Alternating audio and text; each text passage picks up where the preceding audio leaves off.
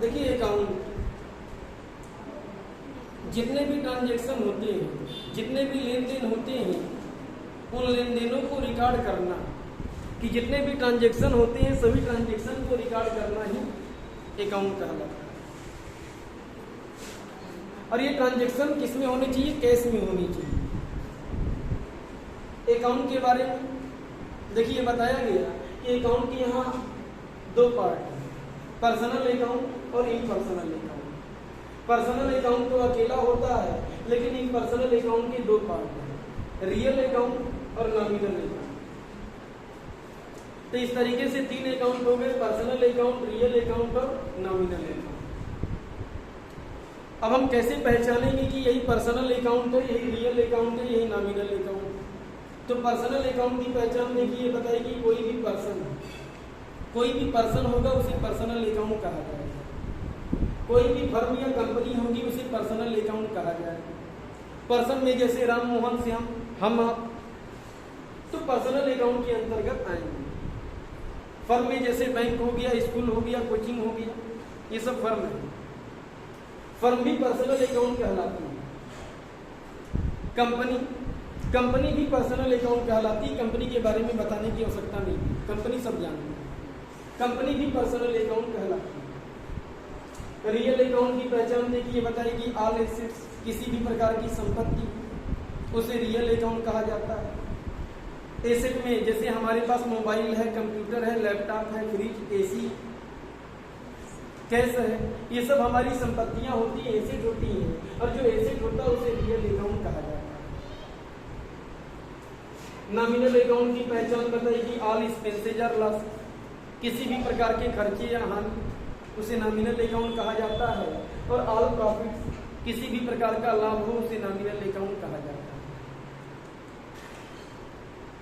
अब जैसे अपने यहाँ किसी को काम पे रखे हैं और काम पे रखे हैं, उसे वेतन दे रहे हैं, सैलरी दे रहे हैं, तो सैलरी हमारे लिए क्या हो जाएगा? एक्सपेंस हो जाएगा। अगर हम मकान किराए पे लिए, किराया दे रहे हैं, रेंट पे कर रहे हैं, तो रेंट हमारे लिए क्या हो जाएगा? एक्सपेंस हो जाएगा। अगर किसी का 2000 रुपये चोरी हो, तो किसी का 2000 रुपये चोरी होगी तो हमारे लिए क्या हो जाएगा? लॉस हो जाएगा। तो किसी का 2000 रुपये चोरी हो गया, हमारे लिए लॉस हो जाएगा, इस वजह से क्या हो जाएगा? नॉमिनल अकाउंट हो जाएगा।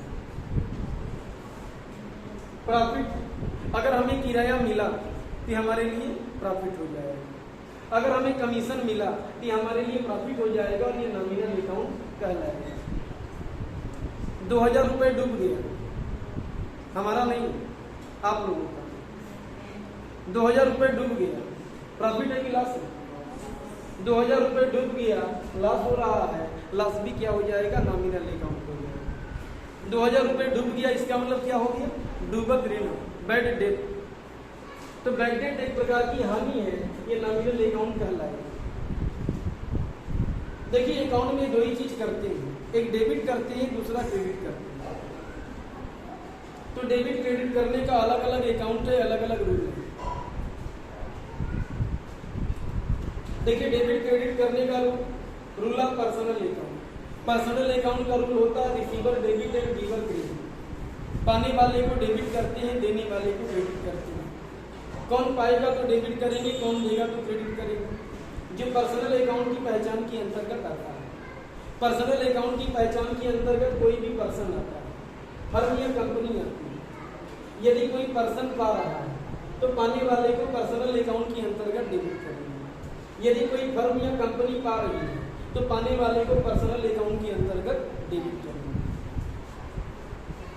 और यदि इन तीनों में से कोई दे रहा है, देने वाला है, देने वाले का मतलब गिवर है, यदि इन तीनों में से कोई देने वाला है तो देने वाले को पर्सनल अकाउंट के अंतर्गत क्रेडिट किया जाएगा। Rule of real account. Real account का रूल ये होता है comes in debit and goes out credit. जो चीज हमारे पास आती है उस आने वाले को डेबिट करती है, और जो चीज हमारे पास से जाती है उस जाने वाले को क्रेडिट करती है। तो क्या चीज आएगा तो डेबिट करेंगे, क्या चीज जाएगा तो क्रेडिट करेंगे। जो रियल अकाउंट की पहचान के अंतर्गत आता है। यदि संपत्ति हमारे पास आ रही है, एसेट हमारे पास आ रही है, तो आने वाली एसेट को रियल अकाउंट के अंतर्गत डेबिट किया जाएगा। और यदि एसेट हमारे पास से जा रही है संपत्ति हमारे पास से जा रही है, तो जाने वाले को रियल अकाउंट के अंतर्गत क्रेडिट किया जाएगा। Rule of nominal account. Nominal account का रूल, ऑल एक्सपेंसेज और लॉसेज डेबिटेड, किसी भी प्रकार के खर्चे या हानि को डेबिट करते हैं, और ऑल प्रॉफिट क्रेडिटेड, किसी भी प्रकार के लाभ को नॉमिनल अकाउंट के अंतर्गत क्रेडिट किया जाता है। अब जैसे आप लोगों से पूछा जाए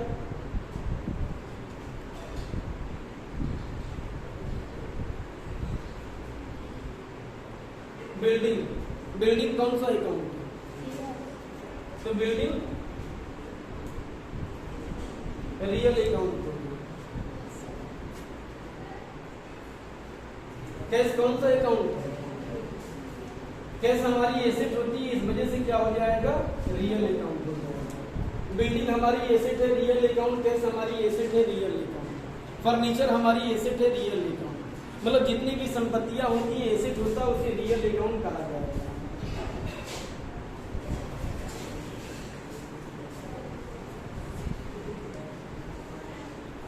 बैड डेट के बारे में बताया ही आपको।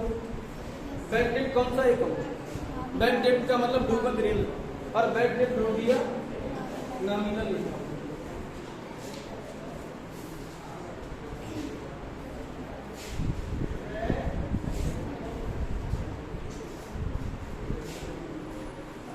डिस्काउंट गिवन, अगर डिस्काउंट दिया गया तो हमारे लिए क्या हो रहा है? एक्सपेंस हो रहा है या प्रॉफिट हो रहा है? अगर डिस्काउंट हम दे रहे हैं तो हमारे लिए क्या हो जाएगा? एक्सपेंस हो जाएगा। और एक्सपेंस होने की वजह से क्या होगा? ये नॉमिनल अकाउंट। भाई अगर हम किसी को छूट देंगे, 100 रुपए का सामान अगर हम 80 रुपए में बेच रहे हैं, 20 रुपए डिस्काउंट दे दिए, ये हमारे लिए एक्सपेंस हो जाएगा। ये नॉमिनल अकाउंट हो जाएगा। अगर कमीशन रिसीव,